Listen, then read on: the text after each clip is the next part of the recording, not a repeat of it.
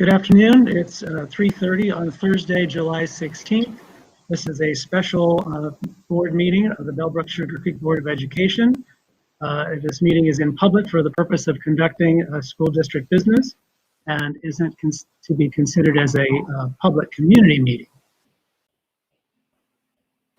Kevin, would you please call the roll? Mr. Carpenter? Yes. Mrs. France? Yes. Here. Mrs. Long? Here. Yeah. Here. Mr. Price is absent, and Mrs. Sloughman? Here. All right. Please join me in the Pledge of Allegiance.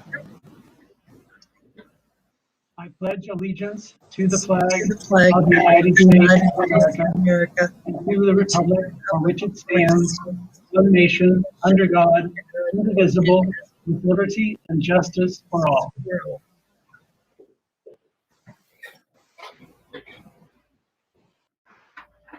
All right, we have items for discussion today. We're going to start off with the fall 2020 reset and restart plan. So Dr. Kozad, would you please? Yes. Okay. Yes. Thank you.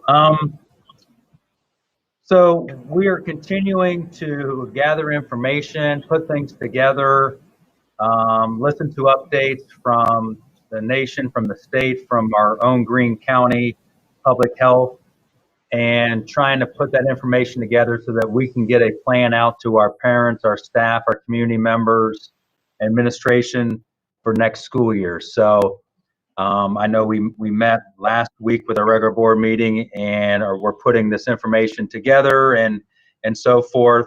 And just want to again meet with the board just to go over things again and to make sure that, you know, going forward that we're all on the same page and making sure that we have as solid a plan as possible. Again, as I'm putting this plan together, the caveat is, you know, it is subject to change. It's a living document, and I just don't want, I mean, I want to stress that. I can't stress that enough because, you know, even from week to week, day to day, information changes, and therefore we then have to make some changes or need to make some changes based on that new information. So, you know, even though that's the plan that we're going to be releasing, hopefully in the next couple of days here, it is all subject to change based on the information.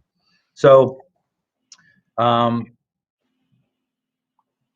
since last week, I've met with the other Greene County superintendents. I met with the Greene County Public Health.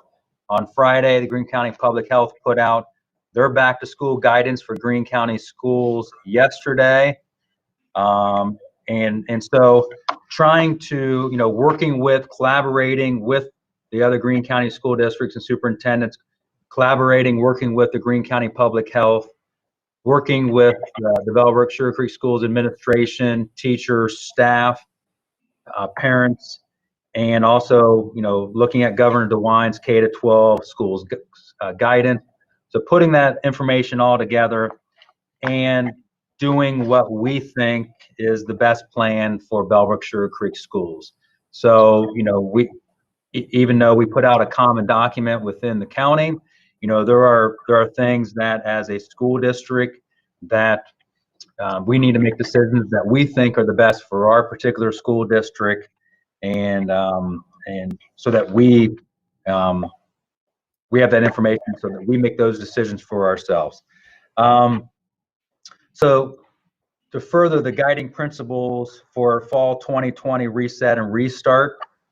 So first of all, is a phased in start to school. And again, this will be when we release our full document here, this will be part of the document, but a phased in start to school. I know last week at Thursday, we had talked about a modified start to the school year. But since then and throughout this thing, so the administration and teachers and both unions have been collaborating, have been working together, have been talking, discussing, and making sure that we have the safest and smoothest start possible back to school. It is the goal of everybody. We all believe that being in school is the best place for all of our students to learn. However, we need to do that safely. We need to do that smartly. And I would rather go a little slowly rather than going a little bit too fast. So as you see the other areas of the economy that have gone back to their restarts, they've done it more modified at a reduced level of the number of people in their places and some other guidelines that they have been put to place. So we are trying to do those to mirror those kind of things within our school district. So as we have further surveyed our staff and tried to solicit their input and their feedback on going back to school, there were concerns of going back at 100% right from the beginning, and how that was going to look with social distancing, how that was going to look with face coverings and so forth, and trying to get those routines, those procedures and policies down while we're at 100%. So that's why last Thursday, we really were moving to a modified start to the school year and meeting further with our teachers and administrators. We want to expand that. So we want to expand a modified start all of August. So essentially, 50% of the students would be at school. The other 50% would be doing learning remotely at home. And so we would do day on and day off. So I'll just give you, for example, again, all this information will be released. For example, we're going to split that by alphabet. We've tried to think of many different ways of how we can split that. So we're going to split that by alphabet. Those students that the oldest student last name that lives within that household, if they're A to K, their first day of school we are proposing is going to be August 17th. And those that their oldest student's last name living within that household is August 18th. And then that Wednesday is going to be collaboration day, much like we did in the spring, of teachers working individually or meeting with other teachers or with students. And then August 20th, A to K students come back to school, while the L to Z are participating in remote learning. And then they just switch on that Friday. So we're going to follow that same schedule over the first 3 weeks. So essentially, A to K students, they physically come to school on Monday and Thursday. The L to Z students, they come to school on Tuesday and Friday. Wednesday is a collaboration day in each of the 3 weeks where we work in small groups or we can collaborate with others. And then the other days they're not physically at school, they're working on remote lessons at home. So I know this does put a burden on parents especially for younger students, of finding daycare or finding people or to watch their kids or to stay home. We know that, however, we want to make sure that we have a smaller number of students as we put those policies and procedures in place, that we can quickly adjust to those things and making sure that we are coming back in as safe and smoothest as possible. So that's the phase-in start, and we have a whole document that outlines what each of those students are doing on each day. So I know I quickly went through that, and it may be hard to visualize that. We have a document that has all that information in there, and also with our kindergartners, the same kind of thing. They're going to come back at a 50% model. We have that calendar all set up, ready to roll out to parents so they can quickly see what that schedule will be.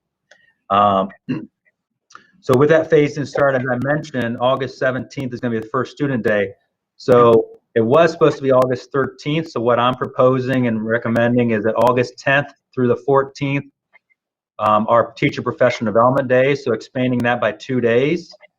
And so our teachers can better learn those policies, those procedures, how we're going to handle this particular situation in this way, and how we're going to handle it that way, and really troubleshoot and problem solve, and making sure that we have those things in place so that students come on the 17th, they're ready to roll. We're also going to be doing professional development on blended learning and making sure that teachers are getting that professional development so that we can most effectively do that also. So any questions about the phased-in start to the school year? And we'll just take these one at a time there. Nope. That sounds like a very reasonable solution. Particularly this will be, you said all of August, but it also includes the first week of September then, doesn't it? If we're going to. Yes. So that's three full weeks of the opportunity to get used to what our new normal would be like. Now, do we anticipate that, I mean, you said that this is fluid and things can change. Do we anticipate that after the 3 weeks, or by the time the 3 weeks is done, we may have also modified some of our processes based on feedback from these few days? Definitely. So we're collecting that information and seeing what we need to do to get better and to refine and refocus. And so over those first 3 weeks, so up through Labor Day, essentially, we are doing this kind of schedule with the goal that if things go well, if things are trending in the right ways, that we would then go with 100% of the students on September 8th, the day after Labor Day. That would be our goal. Again, we've backed off from 100% of our students on the first day on August 13th to September 8th. So we're buying some time of about 3 weeks or so and seeing how things are trending, but also seeing how things are going in our schools and seeing if we do have the practices and policies and things effectively in place that we can then handle that. So that would be a decision that we would continue to monitor and continue to think about, but that is our goal with September 8th to bring 100% of the students back at that point. Okay. Yeah. I'm interested in what's the population for the back to school committee? How many administrators, how many staff, how many teachers? We probably have we have representation from both support staff and both from teachers. So we have representation from each of the buildings. We have probably 2 teachers from each building approximately. So we have 8 teachers. All the administrators are on there. So, 8 to 10 administrators. And then we have 2 support staff members on there. Okay, no parents. Correct. I'm not sure that's good. Do any of those folks are parents in the district already, though? Yes, there are numerous people that have kids in the district, including myself. How many numerous people? I'd have to look at my list here. Give me 1 second. Okay.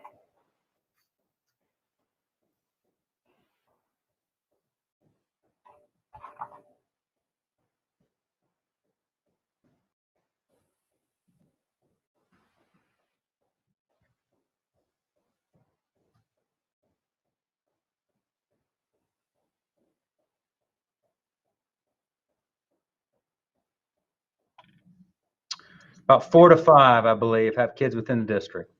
Okay.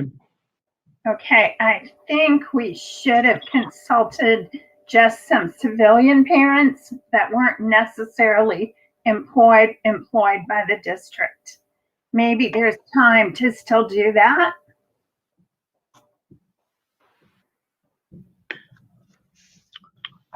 I'm sure we'll get some feedback from that. From this yeah. Yeah, we're getting feedback. Well, I think we got quite a bit of feedback from parents when we did the survey in mid-June. Right. And so that feedback at that point in time was they wanted to come back 100% or 100% in person. That was their number 1 vote. Number 2 was the remote learning 50-50, and number 3 was 100% remote. What was the population of that survey? What was the population? It was about 800 families out of our 2,200 families. Yeah, that's a lot. I don't think that's a lot, but it is significant. For a parent survey, that's what 30% or so. Yeah. That's And pretty that high was for a the parent survey. 105 question survey. I'm sorry? That was the 105 question survey. No, that was a different survey. That was a second survey. Yep. So we surveyed in May with that, the long survey, and then we surveyed again in the in June. I also missed on that nurses, or Eileen Malice was involved on that as representing nurses on that committee. Oh, good. And she then represented obviously the other nurses within the school district, and also CDC guidance, and obviously the Greene County back to school guidance. Okay, I think you chose well, but we need to add some parents to that. We need to see what they want, and actually they've been quite vocal about what they want. I've received numerous emails from folks, and I don't want to say they're kind of all over the place, but they're on both extremes. They want kids to come back, and other people do not want their kids to come back in person 100%. I don't think it's if you do or if you don't. From what I've been hearing, it depends on what the plan looks like. Mask are a lightning rod, rent a teacher is a lightning rod. That's what they're looking at. Well, I think we've got that coming up on our plan. Okay. So what were the results of your 6 questions survey? Well, that's at the end here. Can we get to the other ones first? Sure. The other principal? Okay. So anything else for the phased in start? So the face covering required for all staff and students. So as we're looking at CDC guidance, as we're looking at Governor DeWine's guidance, as we're looking at the Greene County guidance, we are taking a very cautious, conservative approach to face coverings. And the reason so is the concern of our staff, not only for themselves, but for other students, of not wearing face coverings is at a high level. So being very cautious and being extremely conservative of requiring face coverings for all staff and all students K to 12. So that could be a face mask, that could be a face shield. And again, as we are trying to be abundantly cautious, and the goal is to have as many students possible back in the schools, we believe that is the one way to help minimize the number of situations and opportunities, along with the phased in approach at the beginning, for to help keep our students, our staff healthy. And so that's why that committee, as we got together, we're recommending the requirement of face coverings for all staff and all students K to 12. So Sorry, David. Sorry, I'll be quick.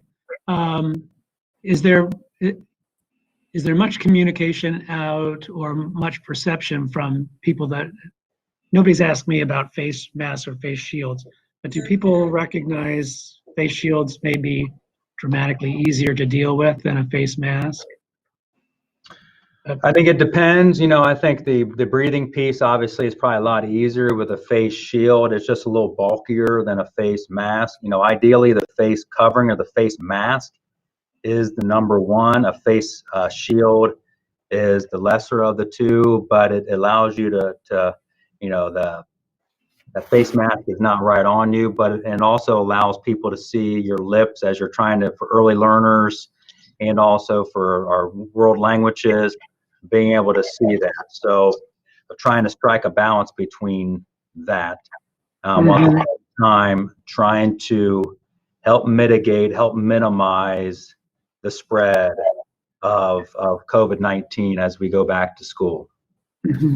Okay, so the Pediatric Association nationwide says kids under 11 don't transmit, especially to adults, even if they're asymptomatic. Now, several of our citizens have contacted their own pediatrician who agree with that. And a significant amount of these citizens are former teachers. They are concerned, especially in the lower grades, that these masks get dropped, mixed up, lost, set aside, and it's like a dirty Kleenex laying on a table for a while. So I would highly recommend, if we want buy-in on this, we get parents on that committee. But which parents of which side? Because you're saying you have parents that are adamantly against the masks. Then Probably we're going to have what?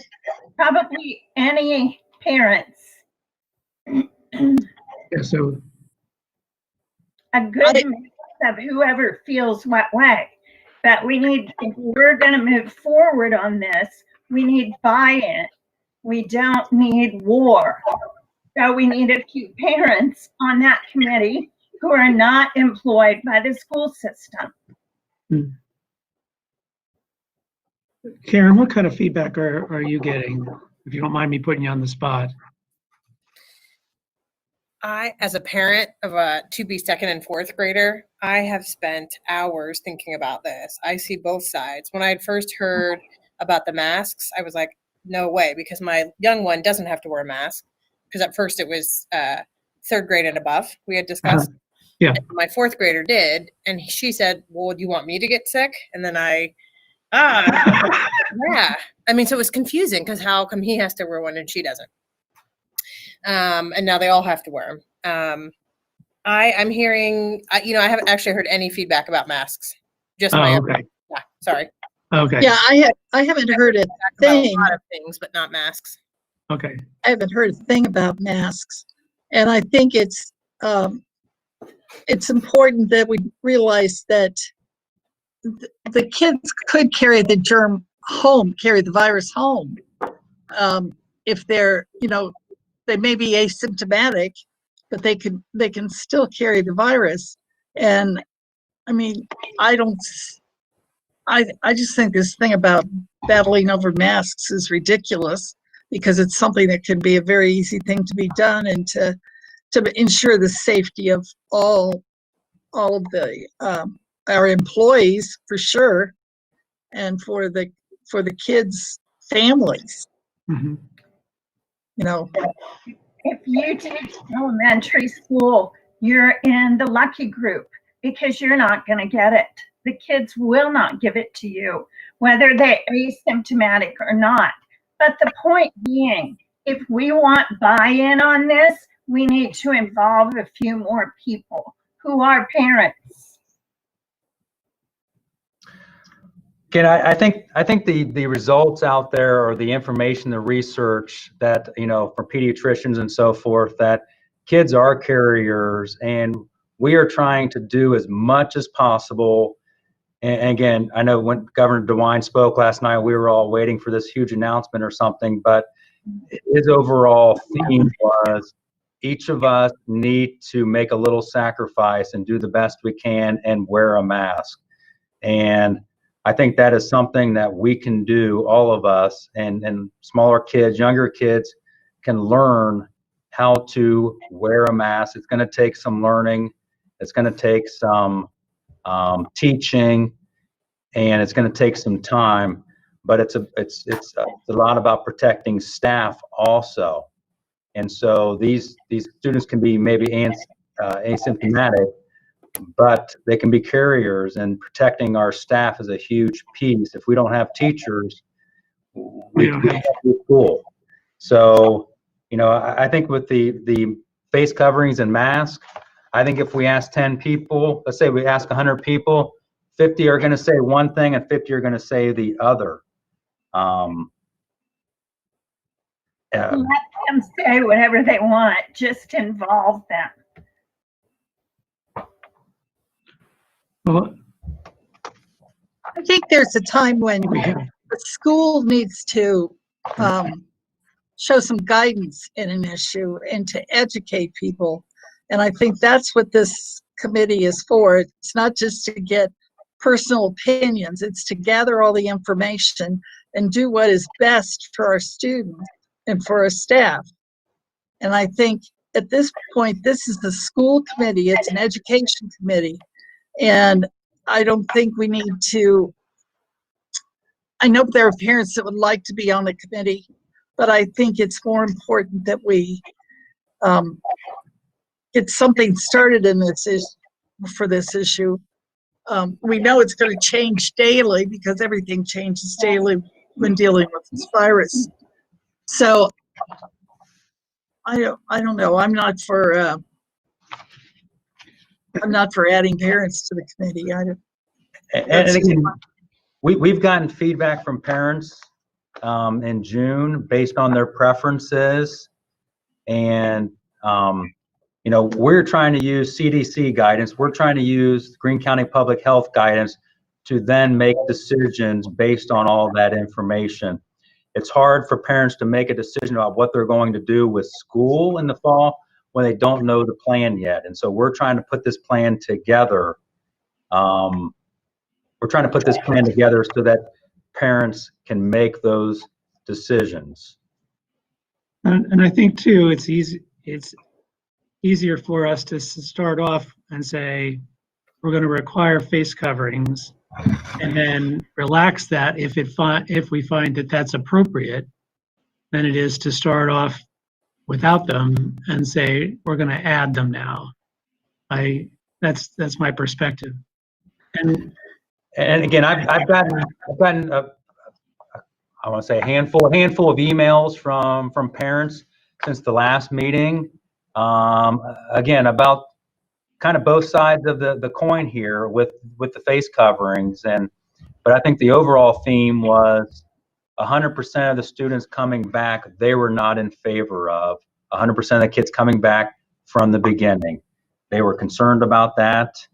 And so again, I'm more welcome for parent feedback. And that's why we put out this information last Thursday during the board meeting. And we did receive some feedback, because really most of the information that I'm sharing today, it's information that we already shared last Thursday.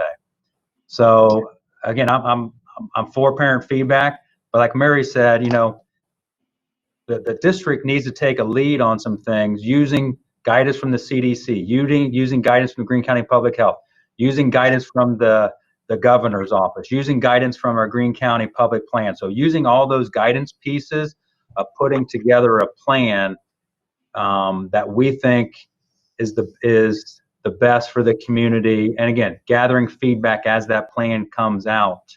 Mm-hmm. But for the face covering, I think we'll have 50% of the people say one thing and 50% say the other thing with the face covering. And the guidance. I agree. But we have to remember that these are nobody else's children but their parents. A few parents on that committee would save us a lot of grief. And I read the unions graphs, but they don't state anywhere on there what the population is. How many teachers responded to that? Where are we? I'd love to see the data, but it's just not there.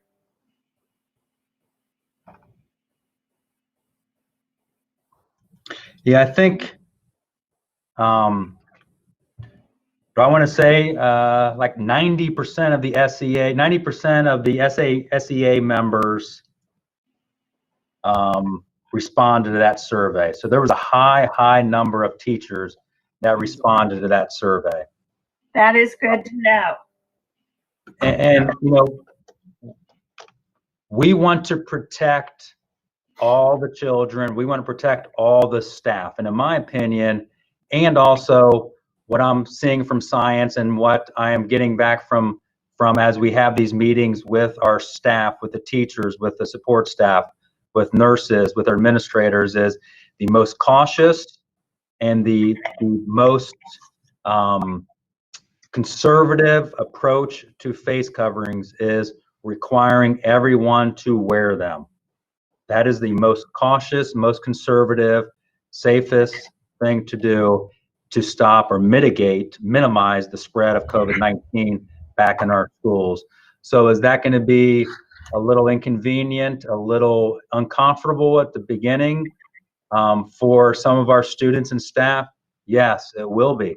However, we want to keep everybody safe, and we want to do what the science is telling us, and that it helps stop the spread of it. So that's why the committee and myself are going down the road of wanting to require all K-12 students to wear them. Yeah. That is understood, but I think we should involve a few more parents. They will probably agree with parents, but they need to be asked. That's, But again, I think I understand what you're saying. But again, as Mary said earlier, and I would agree that the district needs to be the leader on this, taking consideration what the science is, what the CDC is saying, what the Greene County Public Health is saying, what the state is saying, and put all those things together and make a decision that we think is the safest to get us back in the school for the long term. Some short-term inconveniences so that we can stay safe and be here for the long term and not have to go to 100% remote learning for everybody. And so as the governor was trying to say last night, everybody needs to be inconvenienced in the short term, so then in the long term we can have some better normalcy, but it's a normal. You can still do this, but you need to go for buy-in as well. I think that's going to be our opportunity, though, between now and when school starts, is to help communicate to the community in general that, you know, we're working in alignment with the county, with the state, with this, with the Center for Disease Control guidelines, with public health, and I appreciate what the American Association of Pediatrics has to say. But at the same time, we need to really kind of be in line with those agencies that we are accountable to here locally. So I think we move ahead with the face coverings and work toward explaining well to the community why we think that that's probably our best option. As we're working with On the part of cautiousness, but just don't ignore the people. right. I think we've all had some communications with different questions, and we do our best to answer them. And I think that's great that people feel that they can contact us now and ask us questions. So if we continue with that and continue with with answering and doing our best to answer or getting them to the right place, I think that's going to be a major help for us, and will help us get the idea of this across to the public. Mm-hmm. I mean, we're having to choose between our options, which none of them are great, you know. Yeah. You know, so it's a question of what risks are we willing to take, and what payoff, or, you know, what's the cost benefit. I think it's an inconvenience for everybody to wear a mask. I'm not crazy about wearing one myself, but, you know, I stick it on when I go into the office. I stick it on when I get out of the car to go to the grocery store or whatever. And that's a small price to pay to make sure that everybody else stays safe as well. So I think that's probably part of the communication that we have to make to the community when they ask us questions. Listen to people's perspective, of course. We have to do that and do that already. Yeah. And I think we as a district we're responsible for these kids, the hours that they are with us. So we need to do the best we can to provide a safe environment for them and for the staff, so that we just can't ignore things, and we can't use all of just emotion to set this policy. We have to look at science and see what the science says and follow that, because we are an educational entity, and we need to do our best to educate from now on as to why we are making these decisions. Right. And again, like I said, I've gotten numerous emails from people. That was part of the reason why trying to roll this plan out a little bit during the board meeting last Thursday, the major points of it, so we could get feedback from parents and community members. And I have gotten feedback from parents. And again, a lot of that feedback was, things are changing. Please don't come back 100% yet. We got to see how this plays out a little bit. Don't come back 100%. Can you go to something different than that? That's all also the information, the feedback from our committee, that let's see how this thing plays out. Let's get our procedures, policies in place. Let's get our routines down, and let's continue to gather information, because what was on that parent survey in June was their third choice was 100% remote. And if we come back gangbusters and don't have a lot of precautions in place, we have a better chance of moving more quickly to 100% remote, which is not what people want. People want in-person learning. So if we can be overly cautious, if we can come back slowly, if we can be inconvenienced a little bit by wearing face masks or face coverings, we can get used to those things, and we keep everybody a lot safer that way, and mitigate and minimize things. So there has been parents involved. Again, I hear what you're saying, Virginia. They're not on the committee, but when we rolled these things out last Thursday, that was an opportunity for parents to provide feedback to any of you, and also to me, because it really was the major points in there. We said we were going to require face coverings for everybody. We said we were going to do modified schedule coming back.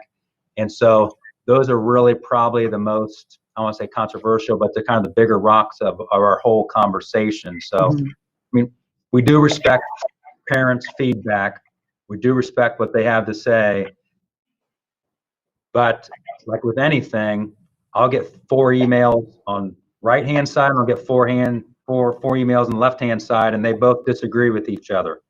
So we got to put all that information together and do what we think is the best for the long-term health of the community and the school district. I agree with what you're saying, but we need a couple parents on there. Even when we were choosing a superintendent like you, we had parents involved in that. We need to ask. We can't just make them second-class citizens. That does not mean we give permission. That means we listen. So I think we have, though.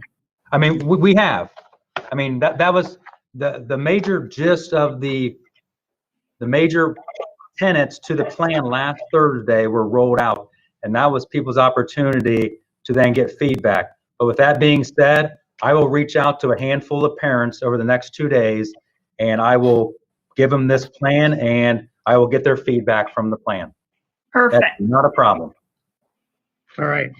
Okay, that's not a problem. More than happy to do that. That's a good resolution. Okay. Thank you. Yeah. Thank you both.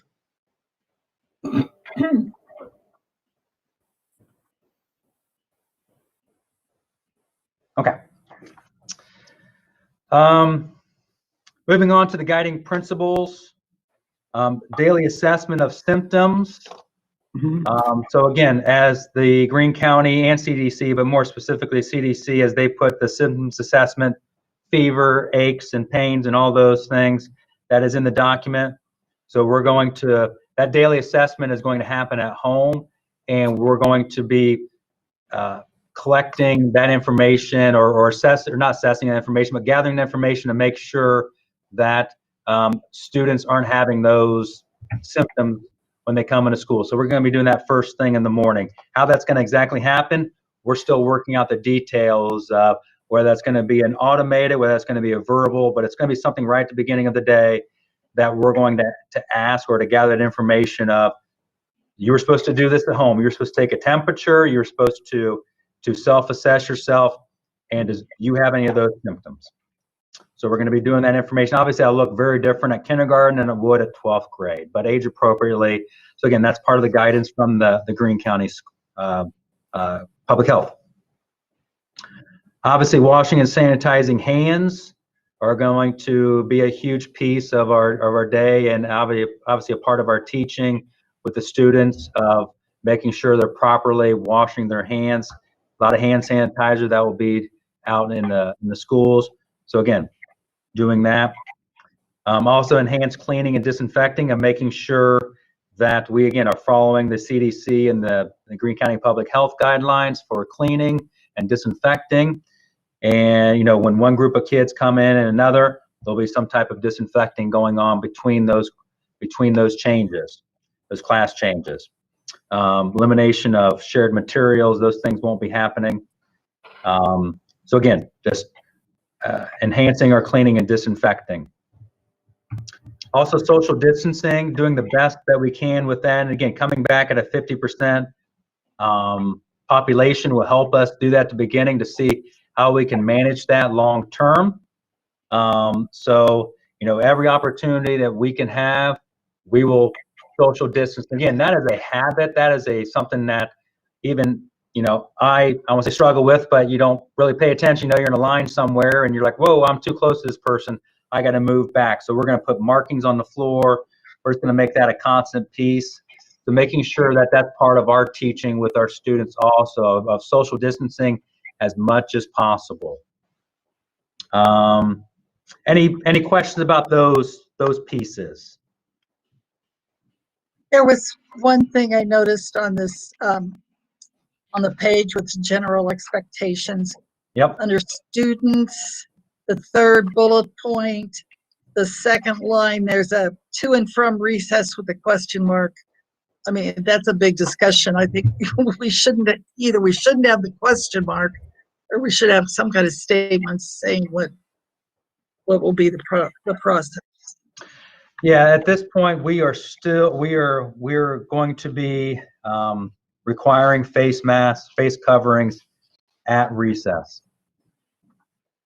Yeah, but that is something that we are continuing to look at and to investigate and try to see how those things, you know, the logistics of that are the major pieces of that. But that is something that we will assess and reassess those first couple of days and see how that is going and seeing how that plays out. But as many opportunities we can, we're going to keep those face coverings on.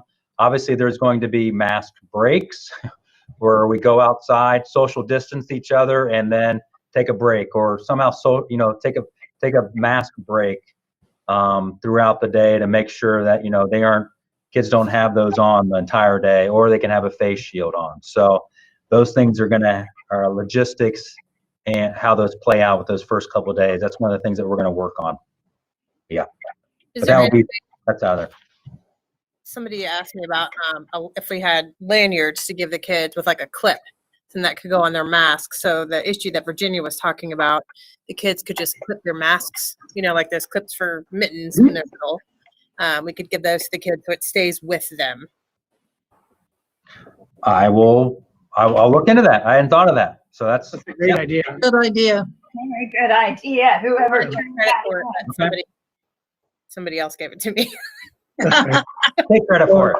Yeah. Whoever sent that in was very good thinking. Another one that came up was, go ahead, Mary, I'm sorry. Oh, I was just saying, I was talking with another person that has a third grader, and she said the only thing she could think of was to duct tape the mask to his face so he wouldn't take it off for the day. I think the lanyard might be better.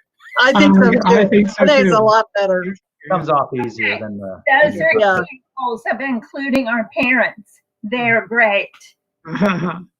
Another one, the suggestion was to help them learn social distancing with a cord that has a knot every 6 feet, so they can kind of hang on to the knot while they're walking down to the restroom or whatever, and learn what the 6 foot distance feels like. That'd be a big idea. Yeah, like 100 feet for half a class. Yeah, yeah. That is going to be, that's going to be, just like we teach kids to raise their hand, that don't talk out of turn. Yeah. We need that's going to be the teaching that's going to be going on, especially those first few weeks as we come back for everybody. So those are the kind of things that we're going to be teaching of how to practice that social distancing and so forth. Yep.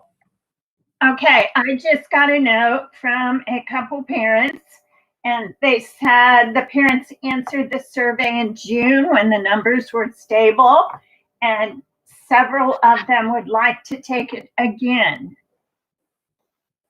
I think they probably will when they pick. In regards to what? Whether they want to switch to the online option. In June, when you took the survey, the numbers for COVID were stable. They don't seem to be now. They would like that information again. About the online learning option? About whatever you asked in the survey in June. About coming back 100% Yes, remote yes. or online? Yes. Well, and Betsy's going to be here on the line in a second here because we're going to talk about the online learning option. But we are offering the 100% online learning option for any student. Yeah. That will be an option for anybody. They want to do 100% online. They will have that opportunity to do that. I think we're concerned with how many want this and how many want that. That's the parent question.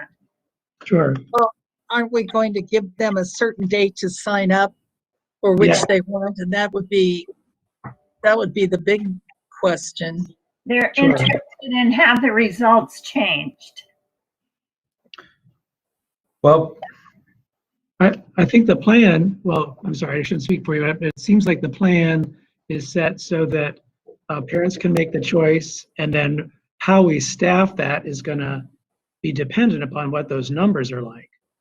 Because if there's significant numbers, then we can go to whole classes that are online as compared to, just a handful doing online. So I think I'll let you speak to it, but I mean, it's a numbers game for how we're going to staff that.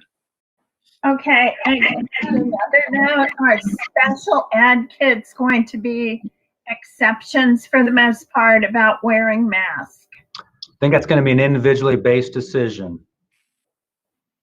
Okay, Yep. It'll be an individually based decision. But for people to be able to choose the online option, in my opinion, they have to know what the plan is. So Yes. it's kind of a chicken and egg thing here. So for me to be able to choose the online option, I've got to know what the in-person option is. And am I good with the in-person option? I'm good. If I'm not good with that, then I want to choose the online option. But until they know what the plan is, they really, they don't know what to choose yet. So again, it's like a chicken and egg thing here. We got to get the plan out so that people can then know what they want to choose. So it's a little challenging to, at some point here, we need to get the plan out so that the parents can make a choice here.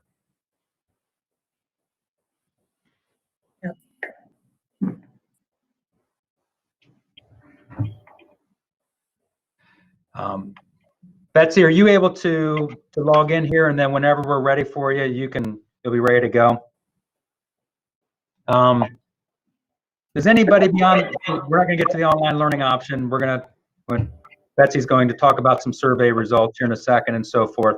Does anybody have any more questions about those other 2, 4, 6 pieces there of the guiding principles? So phased in, start, face covering, the daily assessment, self-assessment, washing and sanitizing hands, enhanced cleaning and disinfecting, and social distancing. Again, the big piece of that, they mirror the governor's back to school guidelines. So, his health and safety guidance for Ohio K-12s are visually assess for symptoms, wash and sanitize hands, thoroughly and clean and sanitize school, practice social distancing, and implement face covering policy. So again, we're right in line with the governor his safety and health guidance is. And so they put that guidance in place for then the local community to make a decision of what we want to do. The other what was the other? Lost my train of thought.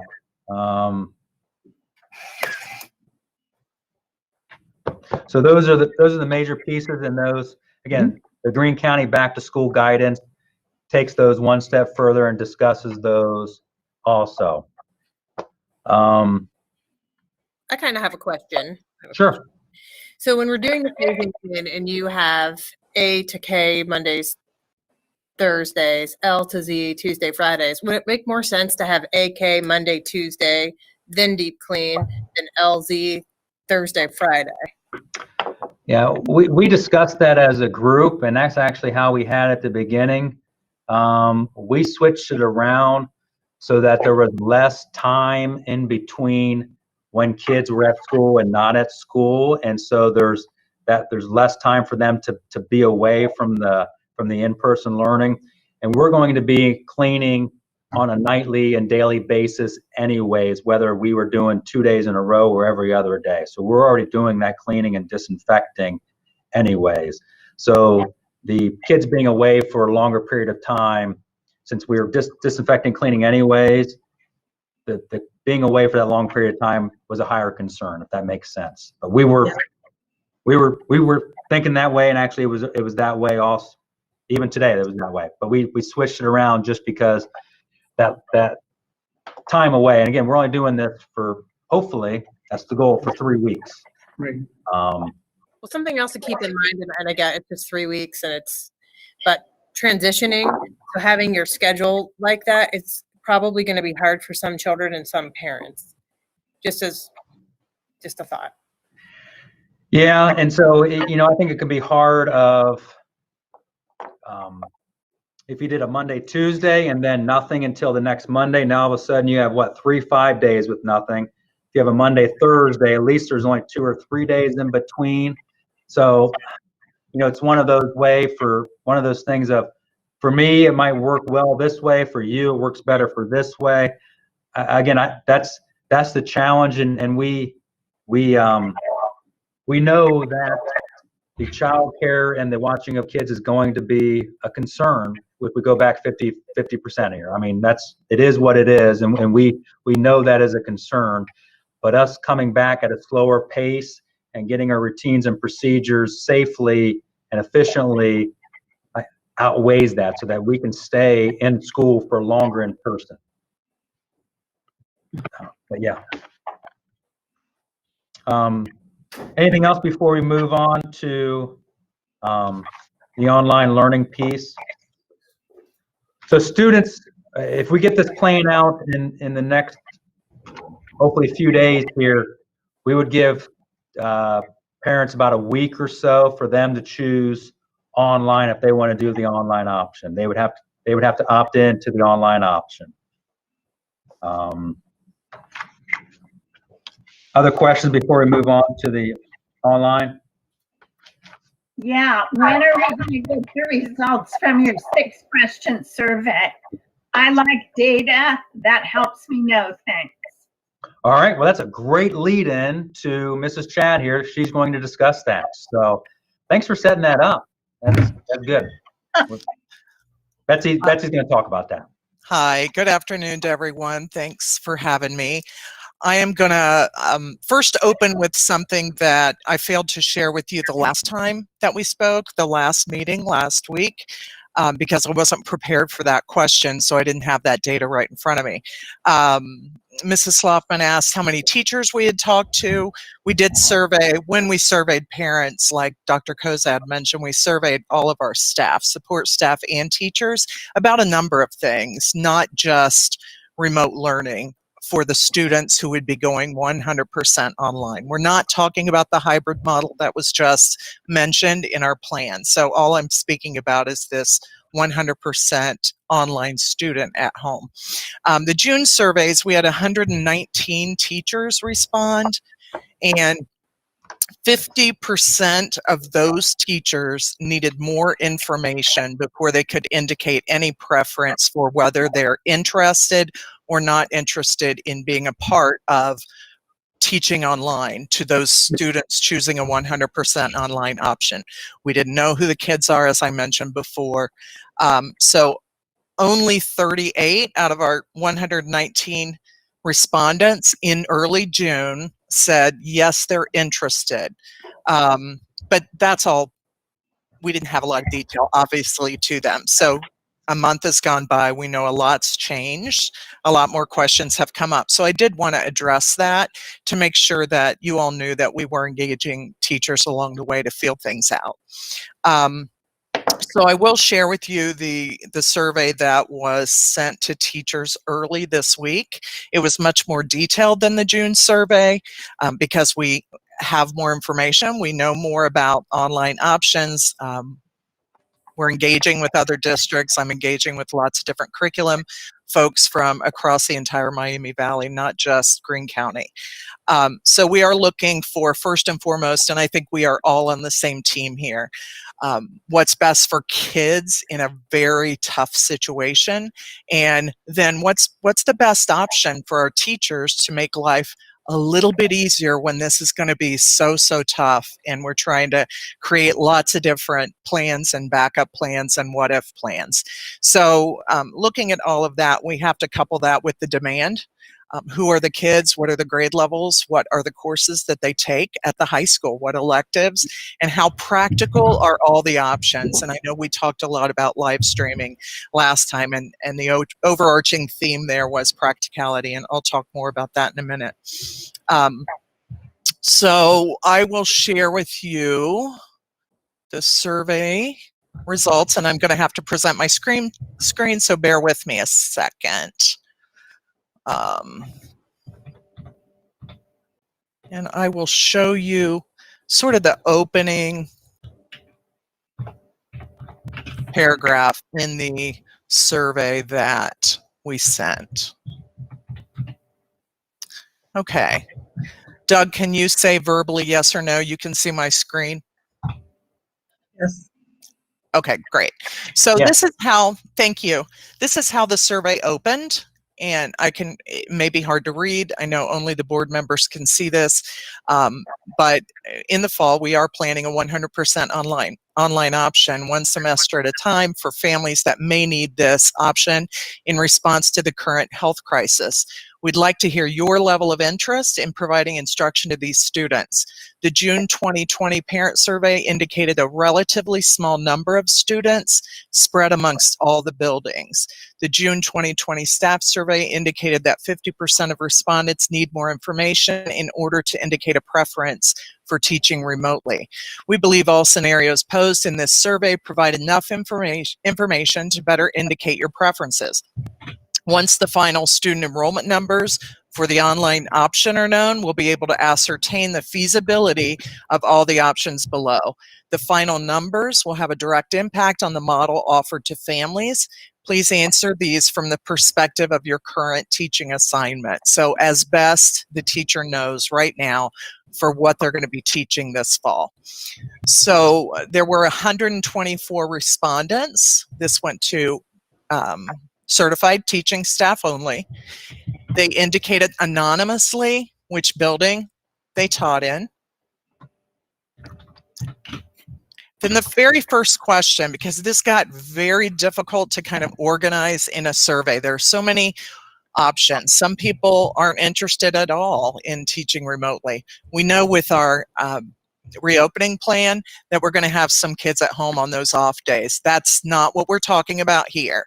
And our teachers have experience with that, obviously, from fourth quarter. So this survey, again, to reiterate, has to do with the kids who would be 100% at home for at least one semester. So first of all, indicate your interest in teaching those students who would be 100% online, one semester at a time. And we had 54% not interested at all. And I'll show you that chart here in a second. So then if they said yes, they were interested, it moved them to this section. You've indicated an openness to providing instruction to students who elect to attend school through the 100% remote option. Please rank order the possible options below. And we added this caveat: we are in the research stage. Options below may or may not be feasible moving forward.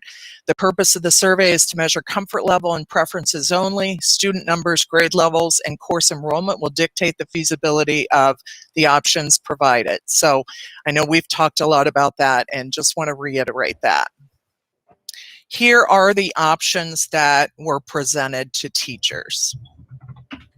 Option 1 is the only one that explicitly mentions the third-party vendor for online instruction, with you, the survey taker, as the licensed Bellbrook-Sugarcreek teacher assigned as the teacher of record, managing online curriculum, etc.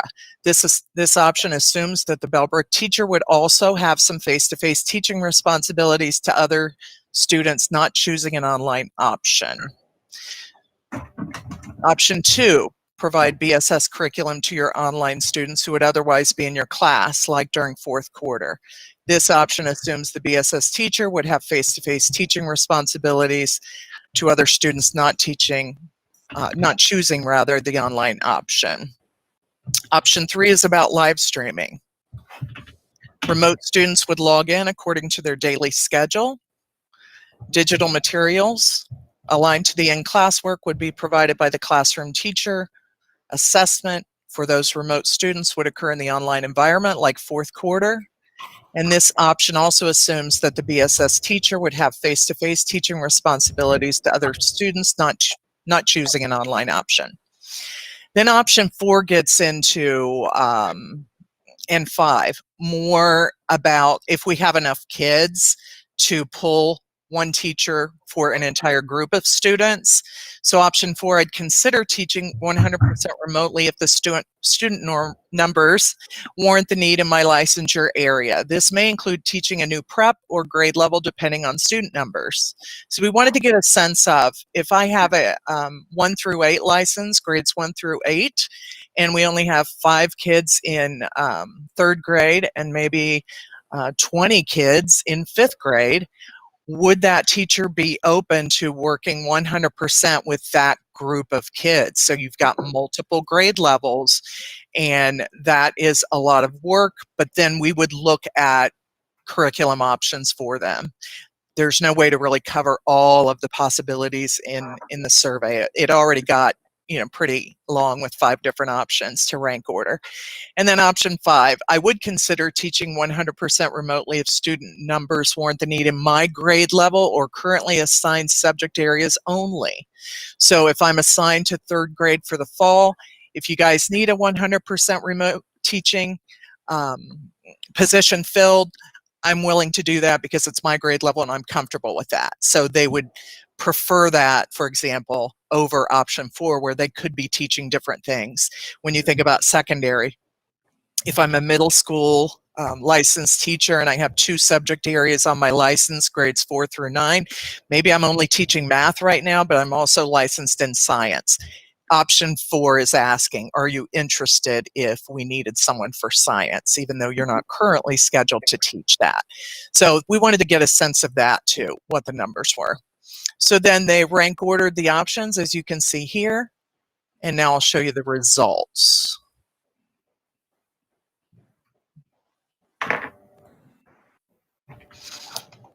We also asked an open-ended question. Do you have questions about the survey or the options provided, or do you have concerns or suggestions? I don't want to share those publicly. This was an anonymous survey. However, I appreciate that many teachers were very specific about their needs. Some expressed health concerns and they're interested in remote teaching for that. Some others sort of like, you might be able to tell where they taught, what grade level, so I don't want to share that through the video. I want to respect that privacy that I promised.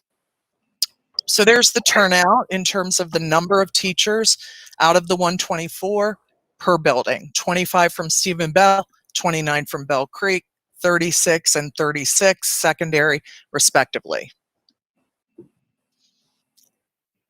Okay. Indicate your interest. I think I mentioned already Mhm.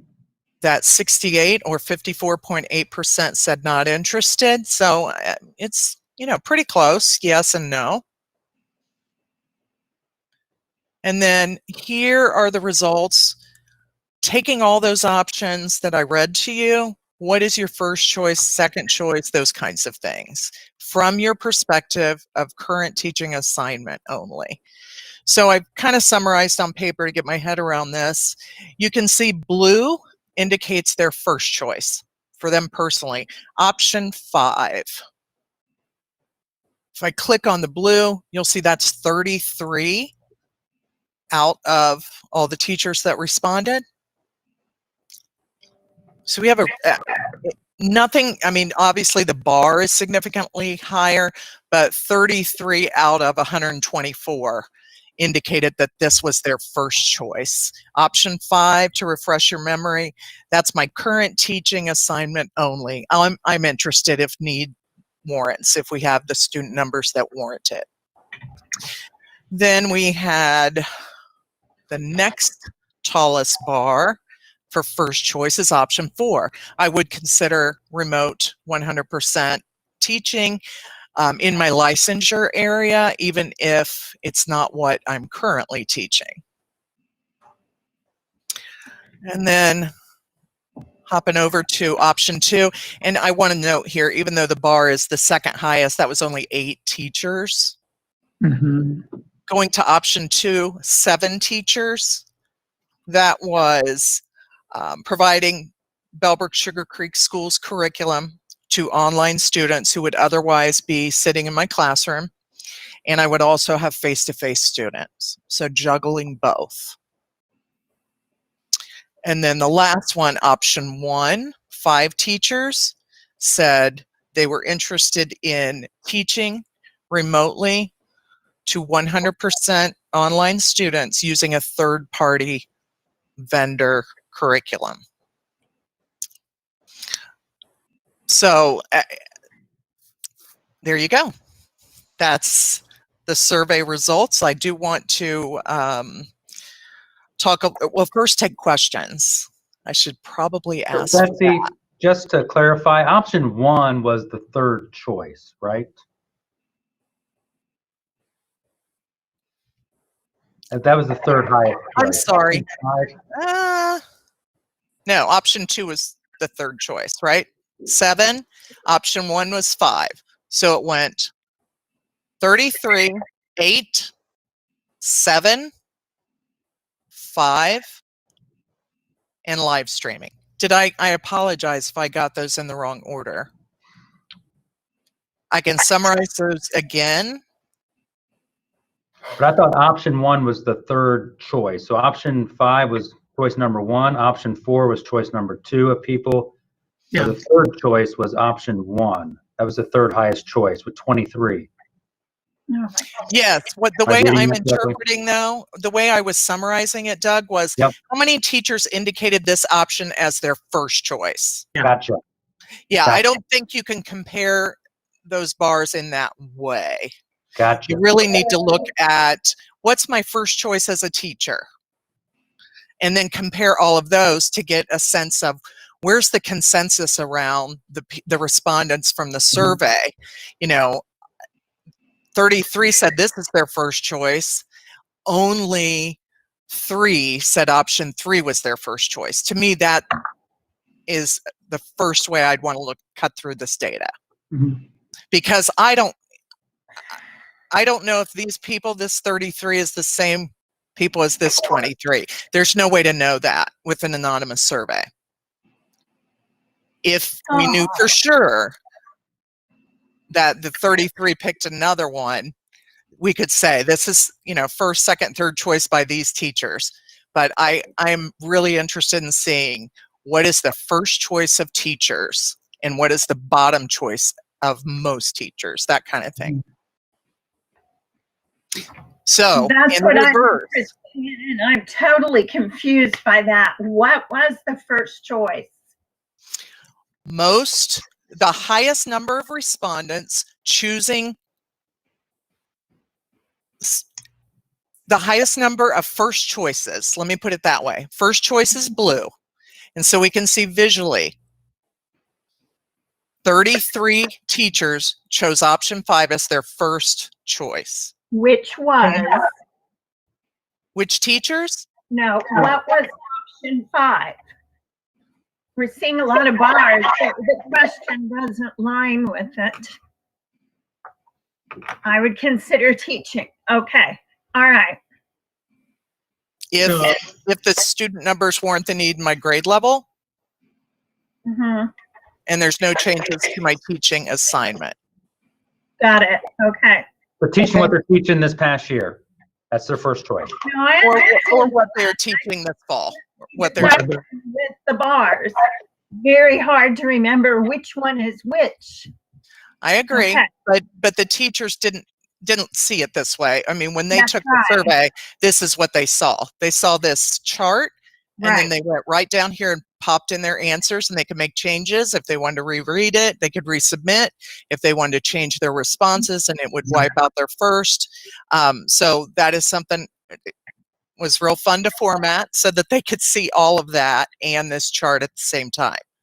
Okay, we got this, so I did see it. It's just the side by side that's hard to remember what we're talking about. But yeah, Mhm. So in order, the top 3, it's option 5, option 4, then option 2. Correct. Okay. So if we, Why not option 1? Yes. And if we want to look at this a little differently, my last choice, where did we have the greatest number of teachers for a last choice, for example? It's the live streaming. 19 teachers, which is the biggest purple, Mhm. said that would be their last choice. So again, it's, you look at relativity relative to the number of teachers that took the survey, also relative to 5 options. I mean, if we narrow this down to just 3 options, we're going to see a more noticeable preference emerging. okay. And recall that we had some teachers, they're not interested at all. So 68 were not provided with these options. Oh my goodness. Okay. And that's the only way we could do that, really. If you're not interested in that option, then there really is no point in asking you what you want to do this fall with that, because we need to know how many teachers we have interested and then who the kids are. And then we go back to the interest survey, and say where, now we need to know who those people are. This is anonymous. So we're going to need to go back after we have the student numbers and grade levels and courses. So it's very multi-layer. Okay. Did the teachers write in personal comments? Yes, they did. And that would be helpful to see those as well. Maybe you could send them to us. I would, You might want to de-identify. yeah, it is anonymous. Right. So I would like to just discuss that administratively. And I would also, I'm a little uncomfortable, I guess, because the teachers thought it was anonymous. So, I mean, I could summarize those results into themes for you. Well, we need to do something or it's a secret. And I don't think we can work with a secret. And as you said, it is anonymous. We Yeah, need what to have part do we- what they're thinking. Yeah, we're getting that. I mean, we're all reviewing that information. I'm not sure if I am really understanding. Maybe I can help if you clarify. I had a teacher talk to me and say that some of them had written long responses on their surveys, and they would like us to see them. Right. Okay. And so when we got the results from the SEA survey, that was really very difficult to read because we didn't have any comments or anything from the teachers. And the only thing I learned from that was that there were a whole lot of interns at Bell Creek, because it just, as you went through the list, everything said Bell Creek intern on it. And so I just, I didn't know how to read that at all. So I think it would be good if we could get the comments in some way, shape, or form, so that we have some idea what they are saying. Yeah. Okay, we'll talk about ways to make that happen in a safe and trustworthy way. Sure. Again, trying to solicit as much opinion both verbally through online meetings with teachers as well as survey. And I think they would agree that they get a lot of surveys in these times. And it was suggested by a teacher that anonymous would be probably better for this. And so I respected that and went that direction. We will have to follow up with identifiers later, but they always know when they're surveyed whether or not their email address is being collected or not. So, well, we don't need anybody's email addresses or anything like that. I think it would just be, so we can, see what they are saying. Yes. Right. And there are many of those in here. There are 50. I mean, there's a lot of open-ended responses. And there are a lot that are very anonymous that I'm very comfortable. I don't want to start scrolling through this right now and hoping that I don't share, because I did notice a couple that are very specific to a family situation or something like that I had knowledge of. So I want to be respectful and make sure that I'm careful with that. And we want you to be that way too. Thank you. We'll work on that. Okay. And speaking of privacy, I think, the live stream we talked a lot about last time, there is a concern about privacy, both in terms of student privacy, misuse of live streams, those kinds of things. There are just lots of things that came up, aside from the things I discussed about practicality of equipment and the investment that might take. So we would continue to discuss all of those issues, both legal and just practical, administratively, and with teachers and with the Sugar Creek Education Association. But it looks like there's not a lot of interest in that, and I really think it's technology prohibitive. Again, it wasn't necessarily covered in this survey, but as we mentioned in the last meeting a few times, this is a numbers game, and teacher or parents have to get the plan so they can then know whether they want to do in person or online. And so we need to then know how many students are doing online, so then we can choose the best model that is best for the entire school district.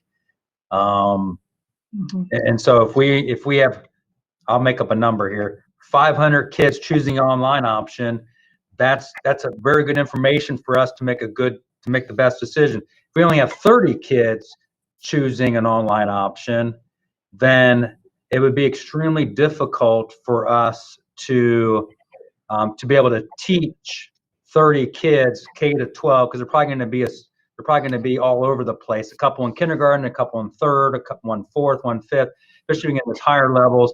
You can't have one teacher cover all those 30 kids because of the expertise needed to do that. Plus, where would you take that teacher from? It would be an ad. We would have to add another teacher, because there would be no one grade level that would have so much dramatically less kids that we could say, oh, we could pull this teacher from here, and the class sizes are going to be relatively the same because they have 25 kids that are not in, I'll make up a number, fourth grade. Where if you have 30 kids all throughout the K to 12, there's no one pocket that you're able to pluck a teacher out and put into the online piece. So we really need to get the plan out, so then parents have an option to choose, so that we can then solidify what our plan is for the online piece. But what contracting with a online expert like we're looking at of curriculum is, it's turnkey. Especially if you only have 30 kids in all K to 12 grade levels, it is turnkey. It's already there. It's already made up. It's already solid. And so then we could go in and facilitate it and still have that teacher to student contact. But it would look much different. What But kind it's of not costs different. are we talking about with this turnkey operation? Oh, Dr. Kozad, you're muted. Oh, there you go. Betsy, do you want to cover that or do you want me to? If you've got it quicker than I do, you can go ahead. I would have Again, to I'm going search. to do Yeah. I'm going to do approximates here. So what the challenge is, if we don't offer an online option, a student can go to another school district and we lose about $6,000. Right. So something that with a teacher, if they provide the teacher, it's about half that amount. If the company Okay. provides the teacher, if we provide the teacher, it is for the program. It's $500 to $700 for that curriculum. Oh, okay. But we have to provide the teacher, so you got to add in the Right. cost of the teacher into that. But So we already have a teacher unless it's a hire. Right. we would have the teacher unless it's, for example, there's 30 kids all throughout the district. Then there's no one place to be able to pull Right. that teacher because there's no one place. So it would be an ad. So we'd have to add that to the cost of that. So that's why we really have to get numbers of students interested to really see what is the best option for us. Well, if you have to hire one teacher to handle all those kids, what's involved with their license? I mean, because licensing's so specific anymore. How can you have somebody that can cover? That's just it. Betsy, you want to? You're muted, Betsy. Yeah, it won't work. You can't hire Okay. a teacher that would be able to cover all K-12, including your electives and specialty areas Right. in the secondary and specials at the elementary. That won't work. So it's going to be a big jigsaw puzzle. And you got to start with those pieces of the puzzle. Who are the kids? Where are they? And then we can say, okay, let's look here at staffing. Let's look here. This will work. This might not work. Engage the teachers. And we have very little time. So we've got to get moving. Yes. Okay. Our teachers from March through the end of the year did a magnificent job, and I'm sure they learned a lot from that. We're risking losing continuity, losing our curriculum if we don't have any of this nonsense next year when they come back. We've lost a lot of stuff.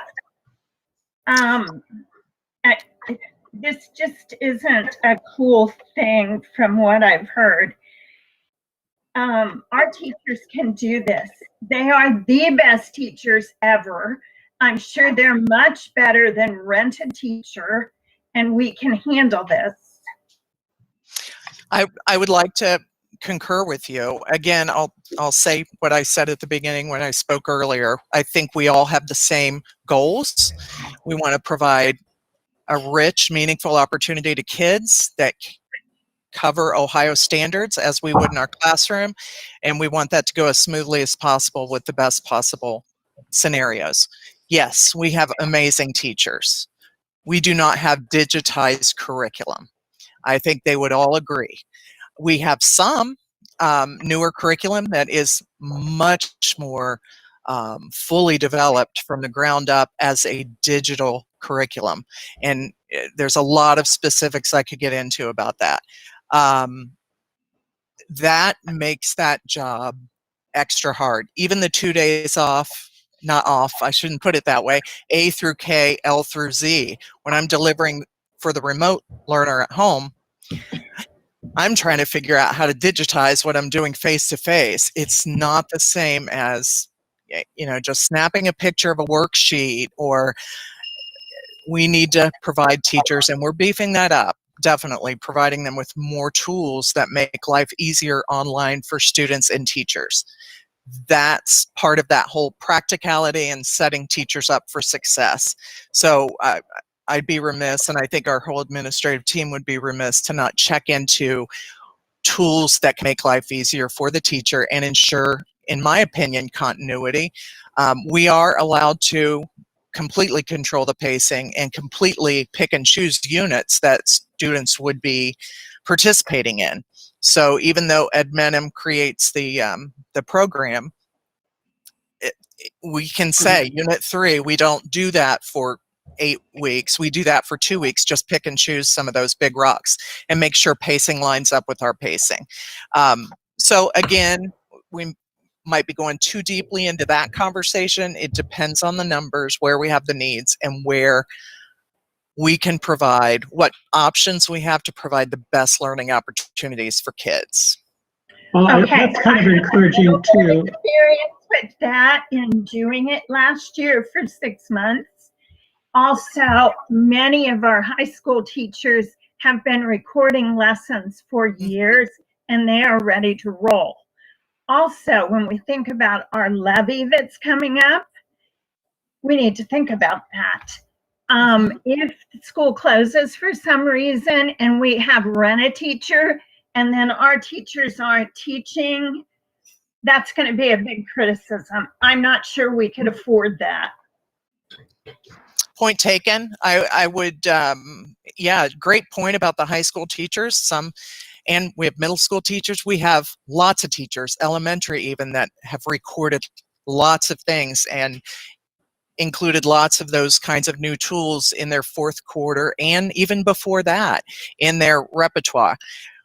High school teacher, for example, if my math teacher is fully comfortable and has created lots of those great online lessons, but one of my other subject areas or 4 of my other subject area teachers aren't ready for that or don't have that level of expertise yet, we have issues with uneven curriculum delivery to our 100% online students. That's why this is going to be a very case-by-case kind of thing, and we're going to have to work through those things.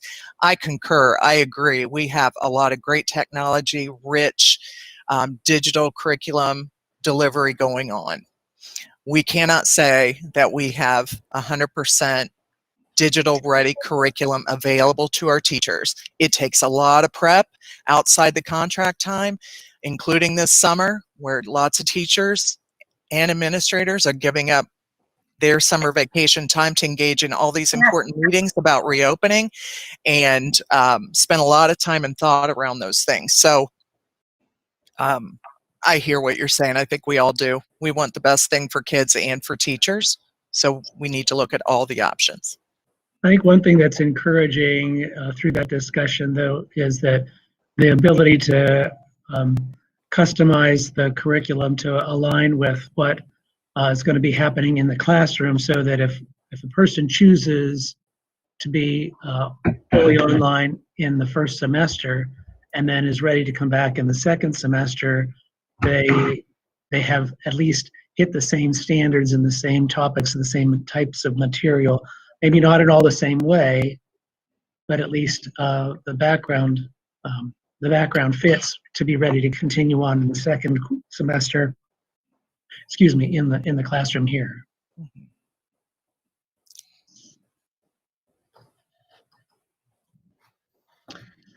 So again, we really need to see what I say it again, we really see what the numbers are to really get some clarity on that issue of what direction we want to go. We definitely, if at all possible, take advantage of our staff. They have done a fantastic job and will do a fantastic job. But again, the numbers will really dictate what we can do with that.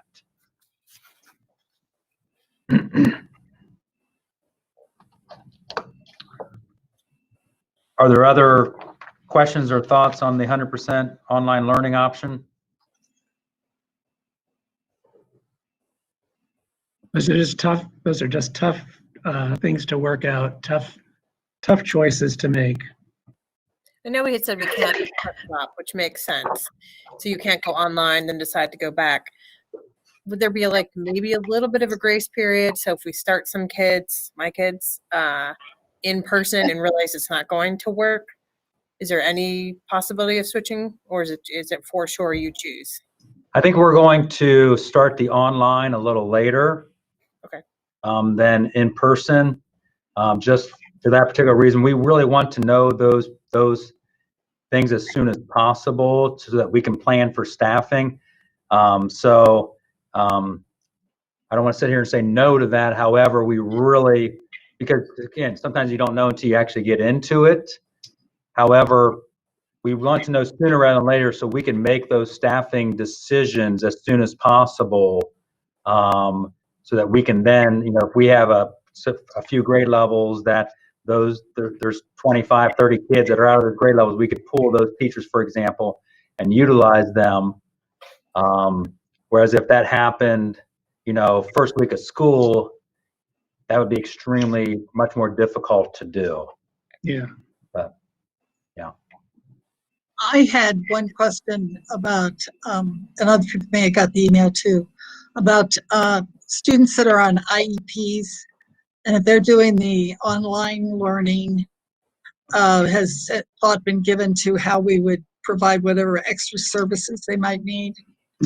Yeah, definitely. So, that's all based on IEP team decisions, and we would work with those parents to see whether, the video conferencing would work, or in person would work, or somehow work those things out to make sure that student is being serviced to obviously as close as possible as if they were in person. So that is definitely something we would obviously lean on to the IEP team and make sure that those students' needs are being met. So I guess it may depend on why they aren't, if they're choosing 100% online, why are they not coming?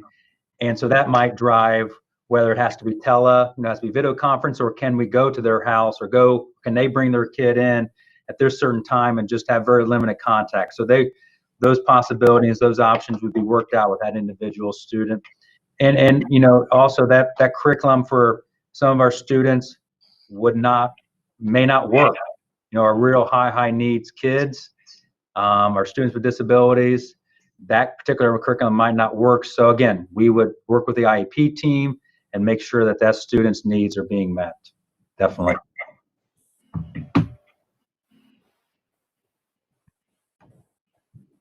Okay. Other questions? Any other questions for Betsy with the online learning or anything else with curriculum based? No. All right, thank you, Betsy. Mrs. Chad. Thank you very much. Thank you. Thank you. Yep. Okay. And again, this is probably the overall theme of this whole thing is things continue to change, and you can't make a decision until you know one piece of information, and then you can make a decision about something else. So trying to gather all that information and making the best decision for our school district. Trying to think if there's anything. So another piece of this is I have submitted this plan to the Greene County Health Department, so they are looking at it. Also, they've approved the Greene County county plan, school plan, but I have submitted to them, so I'm hopefully going to hear back with them in the next day or two. Are there other questions? Are we comfortable with, once getting some parent feedback on this, comfortable of releasing this within the next few days or so? Yes to most of the plan, no to the rent-a teacher. Well, I think I am comfortable releasing the plan as we have it right now. I do think that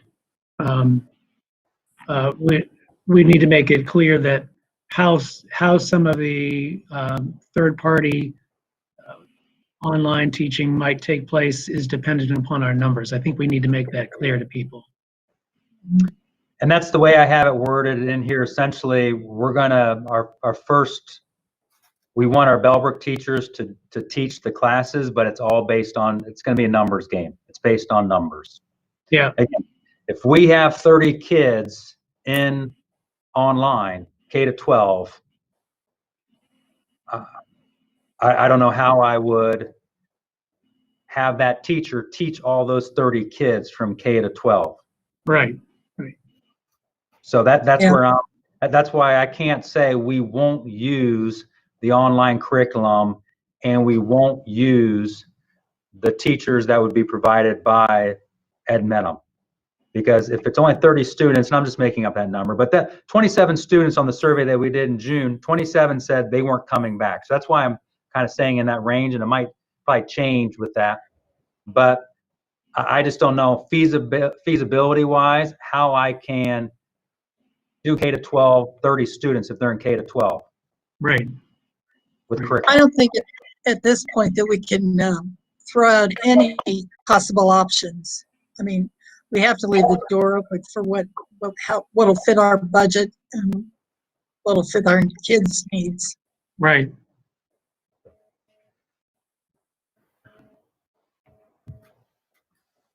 Okay, I will, it's all right, I will add that in there about every effort to use Bellbrook teachers, but it's going to be dependent on number of students signed up. Yeah. Okay, for my part, I know I'm outvoted, but I don't care how many students are. No to rent a teacher. That's up to the rest of you.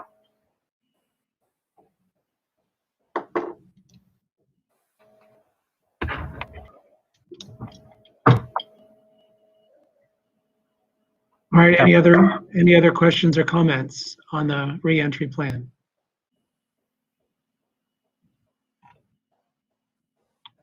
Okay, so just to review that real quickly here. So I'm soliciting some input from parents, and once I get some input back from them, I will in the next few days here, hopefully by the end of the weekend, we'll provide that plan to the community. Okay. Okay. And something we talked about was the plan has links to the health department, like what if something were to happen, and so all of that information is going to be included in the plan. Correct. So yeah. So in the Greene County back to school guidance for Greene County, it talks about what are the guidelines if a student or a staff member tests positive for that at school or at another time. You know, there would be contact tracing going on with that, and that would be spearheaded by the Greene County Health Department. So just because one student or one staff member would get COVID, that doesn't mean the whole school is going to shut down.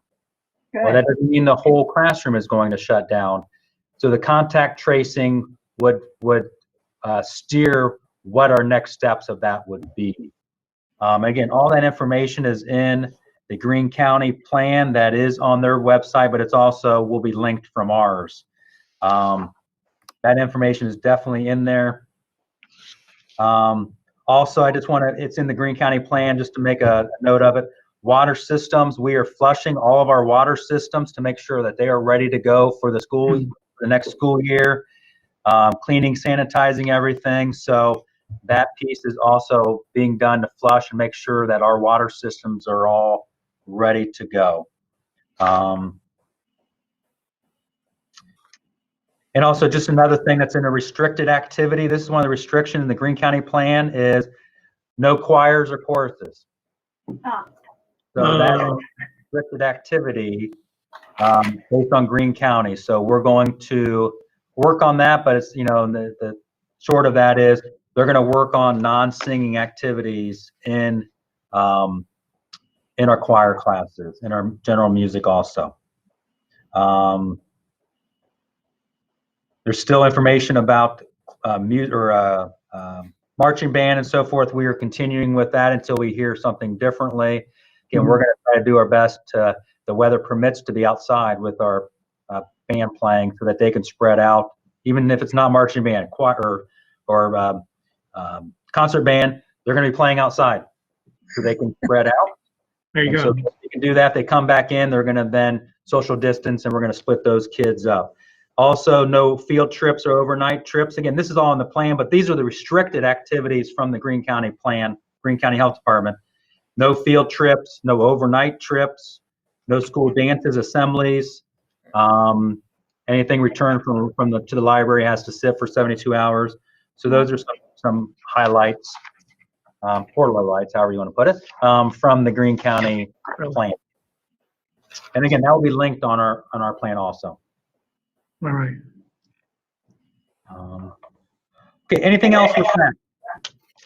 Again, I really do appreciate everybody's feedback. This is a difficult, challenging, Mhm. multi-layered situation that just has so many layers to it, and opinions and thoughts, and again, I respect everybody's opinion. This is not an easy situation. This is really difficult, challenging, multi-layered, and just it's just not easy. So I do appreciate everybody's perspectives, and at some point, we got to do what we think is best for the school district, and we need to move forward, but also at the same time be flexible and nimble, that if something's not looking right, we need to change.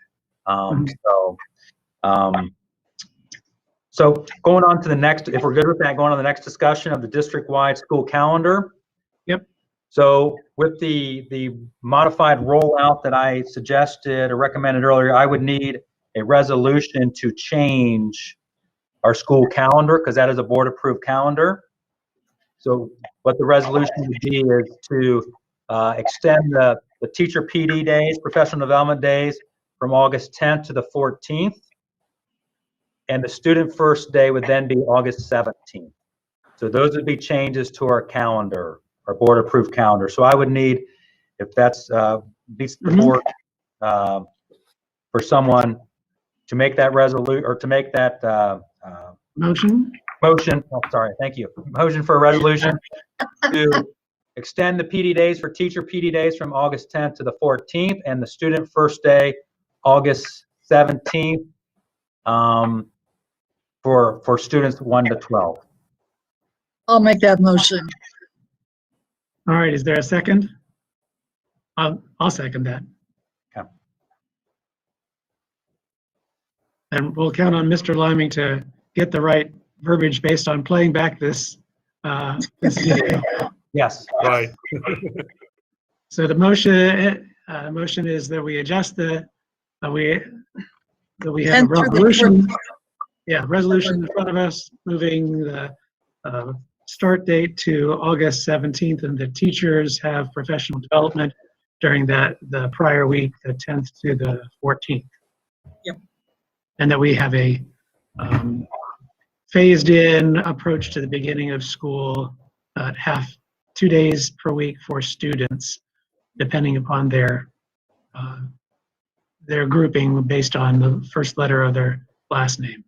Would it be appropriate to say, as per the calendar that was included, that was emailed to us,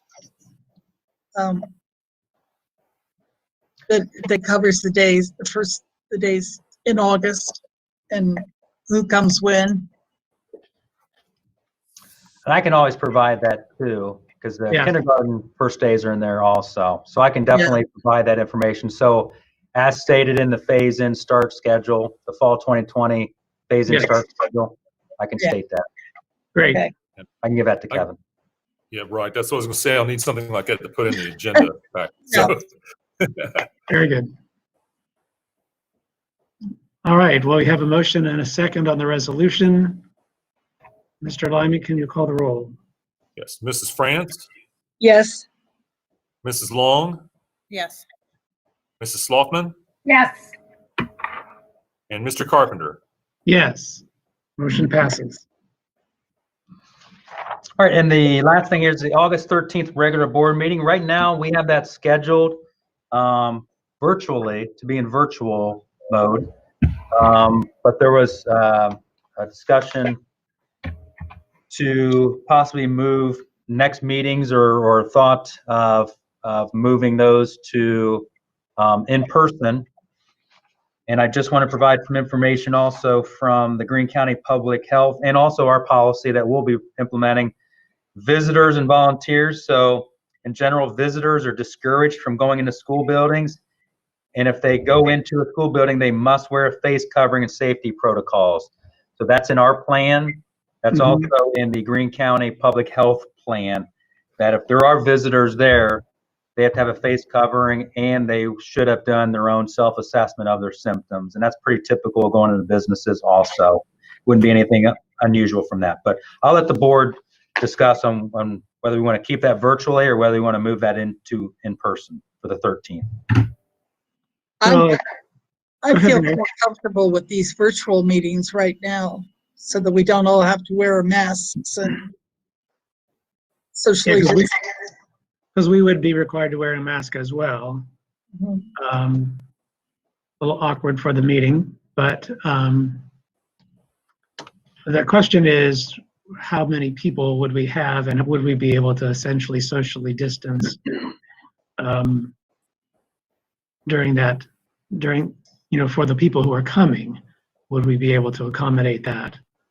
And if we would have to say, we have it, if we have to count the number of people that are coming into the meeting and then stop, once we reach our quota, tell other people they can't come in, that would cause a problem. Yeah, it would. Some things that we could do, again, we can live stream. So if we reach capacity, they could go to live stream, or depending on what building you're in, we could then put them into another room with the live stream in that room. Again, those are all pieces that would take some extra effort on our part, but we could definitely do that because we would want to limit people, be socially distanced. Depends on how many people would come. That's the main thrust of it. We could definitely do that. It would take some work on our part to be able to do that, and we would have to have some requirements and some guidelines in place for that to happen in person. Right. And that date is August 13th, which is that week of PD for teachers. Are we trying to put too many eggs in one basket? We cannot send the teachers back to face-to-face classes and us not be willing to face the public in person. Oh, They I see send that in point. requests for who wants to come, and we'll send out a ticket for those people, first come, first serve. My church does this every week. It's not that difficult. But if our teachers are essential employees, we need to back them up, and we're in person as well. Agree. Well, I see that. I hadn't thought about that. Yeah, we could. I mean, can we say you need to sign up ahead of time, and then we'll still live stream it so you can watch it at home? I mean, that gives everybody an option and doesn't turn anybody away. Right. We can work out the particulars to that, and whether we want to do a ticket or open up another room or two rooms. Again, I'm thinking of the middle school being in the cafeteria and then overflow into the gym. Yeah. That we probably could manage that pretty effectively if we live stream it in there, have everybody spread out in there for the overflow. We probably. Project can big enough in there in the gym. We do open houses in there, back to school in there with a screen. We can do that. Okay.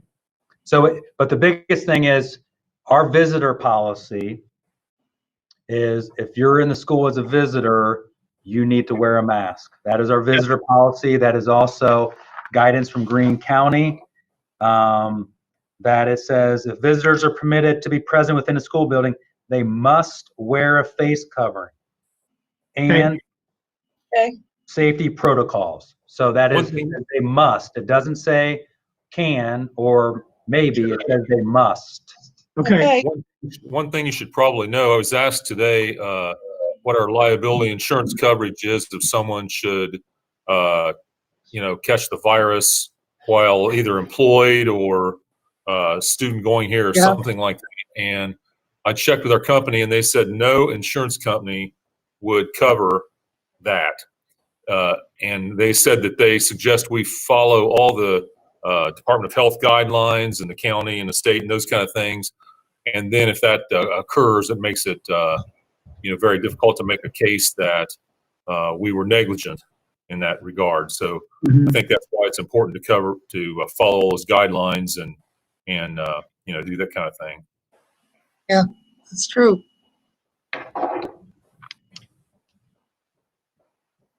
I'm fine with us saying let's go back to be in public. We'll just have to wear our own masks as well. And I think saying I think, Mrs. Luffman, that you make a great point that if we're asking our teachers to do that, we can do that as well.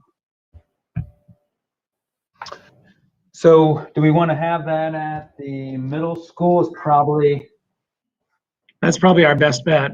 Yes. middle school.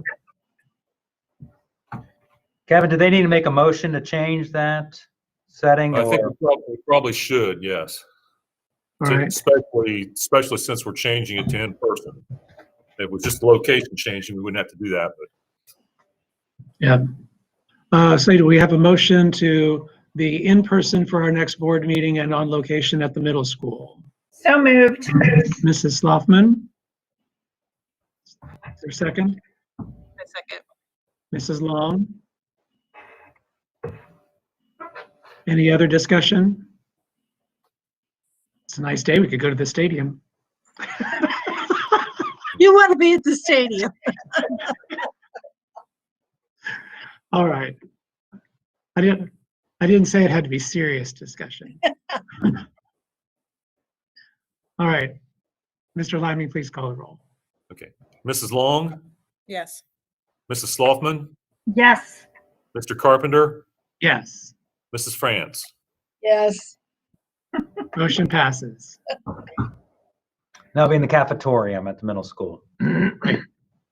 Very good. All right. Well, I just would like to make a comment that I appreciate the fact that we have a board here that is highly engaged in the whole process, certainly wants the best for our students and the best for our staff, and willing to ask and debate hard items. This isn't a scenario where we've got, easy choices of good options and bad options. We have, less than stellar options all the way around. And so it's important for us to really debate those and feel like we get to as good a resolution as we possibly can. And so I thank you all very much. Dr. Kozad, Mr. Lyman, I include you in that, not just our board members, but we've got a great team here who's willing to take on hard issues, and I appreciate that very, very much. All right, anybody else have any other comment? I'll just say that this is one of those decisions that, as long as we keep in mind that we're doing what's best for kids, we're not going to make everybody happy. There is absolutely no way we can please everyone out there. Right. So we just go with our gut and try to make the best decision we can for staff and students, and that's all you can do. And Mhm. Just explain your decision. Mm-hmm. Yep. That's it. All right. Do we have a motion for adjournment? So moved. Mrs. Sloughman Second. and Mrs. France. And any debate? All right. Enough of that. Mr. Liming, please call the roll. Okay, Mrs. Sloughman, Yes. Mr. Carpenter, Yes. Mrs. France, Yes. and Mrs. Long. Yes. All right. Motion passes. We are adjourned. Thank you all very much. Have a great evening. Thank you.